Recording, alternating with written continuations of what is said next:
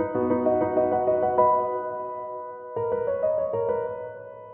was originally interested in Shut Eye because Jeffrey Donovan, who I really liked a lot from Burn Notice, and I haven't seen him in a whole lot since then. I always felt like Burn Notice could have been a really great show, and he's kind of one of the reasons it was so interesting that first season or two. But unfortunately, this show feels very similar as far as quality of writing, directing, acting. It's all just kind of pretty good. It's not great. This doesn't mean it's a bad show by any means. It's just not exactly highly recommendable.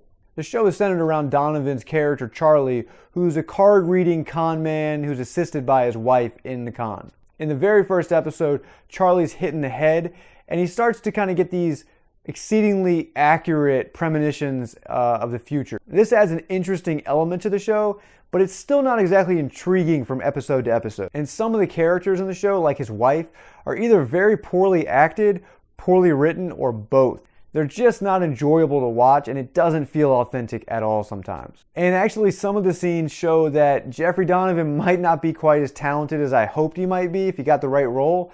Some of the heavier emotional scenes, they do not play, accurate or realistic at all. Now, the show does look okay, but it's more on par with like a TBS or USA style show, and definitely not an HBO or Showtime quality show.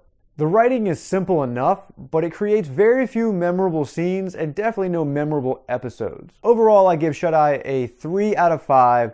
There are a couple of nice twists and turns throughout the show that keep it fairly interesting. And again, most of the people in the show are okay. It's good enough, but it's definitely not a great show. I definitely wouldn't recommend you go and watch it right away. Ultimately, the show is fairly dull and just feels a bit uninspired. So let me know what you guys think of Shut Eye down in the comments section. If you liked the video, hit the like button, subscribe to the channel, and I'll see you guys at the next review.